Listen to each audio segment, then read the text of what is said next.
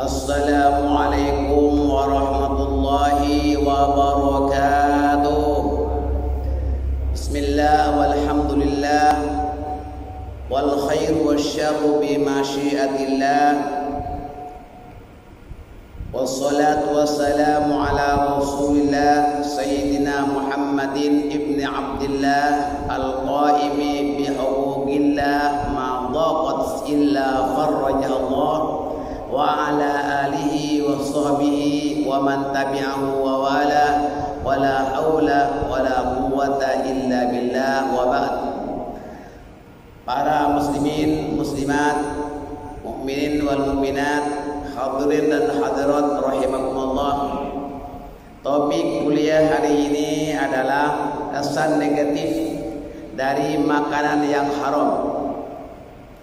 Jika doa kita ingin dikabulkan oleh Allah Subhanahu wa taala, yang pertama menghindari dari makan dan minum yang haram. Setiap mukmin hendaklah memastikan apa yang dimakan dan diminum itu pastikan adalah yang halal dan dari sumber yang halal. Sebab ada halal tapi sumbernya tak halal pun kena hindari. Jangan kita mencari rezeki dengan yang haram. Pastikan yang halal, insyaallah barakah. Jika tidak, akan mendatangkan kesan negatif kepada jiwa, antara lain yaitu malas. Kalau kita makan yang haram, ya tak jelas haramnya, subhan misalnya, itu pun boleh mendatangkan kita malas beribadat, malas sholat, malas berdoa, ya, dan malas belajar.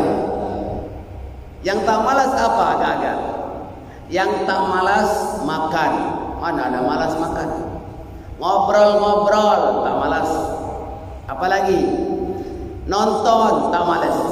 Tapi kalau belajar malas. Sembahyang no time. Alasan bermacam-macam alasan. Sembahyang kadang-kadang sembahyang tapi on off. Kadang sembahyang, kadang tidak.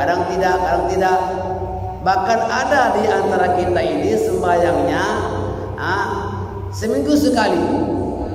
Sembahyang Jumat saja. Kalau hari Jumat dia ambil cuti. Kenapa? Sembahyang Jumat. Ada seperti itu. Bahkan lebih teruk lagi, sembahyangnya setiap tahun. Sembahyang apa kakak? Hari raya lah 2 kali. Raya itu pun kalau pergi.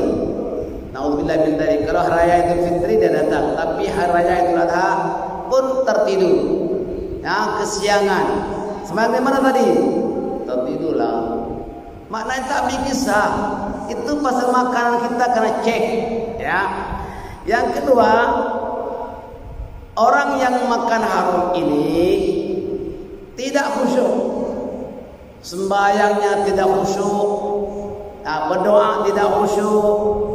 Itu artinya tak khusyuk beribadah kalau orang itu makan benda yang haram. Dan yang ketiga, doanya tidak dikabulkan Allah. Jadi jelas saudara-saudara sekalian, negatif daripada makanan yang haram ini banyak sekali, ya. Maka Rasulullah sallallahu alaihi wasallam bersabda, ittaqil maharim takun a'badan nas. Peliharalah dirimu dari sesuatu yang haram, niscaya kamu menjadi manusia yang tekun beribadah. Jelas kan? Jadi maksudnya apa? Kalau kita makan haram, sembahyang kita tak tekun, ibadah kita pun tak tekun. Jelas. Jadi kita pastikan makanan kita ini yang halal, ya. Kemudian apa lagi? Untuk kita menjadi insan yang beriman kepada Allah, hendaklah kita betul-betul memastikan makanan kita yang halal. Jelas? Dan Rasulullah pernah juga berpesan kepada sahabat yang bernama sahabat Sayyidina Sa'ad bin Abi Waqqas. Sa'ad bin Abi Waqqas ini dijamin oleh Allah menjadi ahlul jannah. Allahu Akbar. Apa pesan baginda Rasul? Wahai Sa'ad, makanlah makanan yang halal, nescaya doamu dikabulkan oleh Allah Subhanahu wa taala. Coba saudara-saudara. Dan Nabi pernah menerangkan kullu lahmin nabata min haramin fannaru auladi. Setiap daging yang tumbuhnya dari benda yang haram, maka neraka lebih utama baginya. Awas ya Pak ya. Jadi kalau kita makan hari-hari Allah Akbar. Satu suap, dua suap, sumbernya daripada mana? Daripada yang haram. Nauzubillah min dzalik. Maka yang daging-daging yang tumbuh ini, sebab makanan ini Pak, setelah diproses dalam perut, itu menjadi darah daging. Ampas-ampasnya dibuang. Dibuang ke mana? Kotoran lah. Dibuang ke toilet, ya kan? Tapi tak semuanya itu. Maka kita pastikan makanan itu yang halal. Saudara sekalian, apalagi yang haram ya. Sedangkan yang syubhat pun tak boleh. Syubhat ini tak jelas, entah haram entah halal. Ya, kalau kita ragu-ragu, jangan makan. Ada kadang-kadang tak jelas, itu syubhat.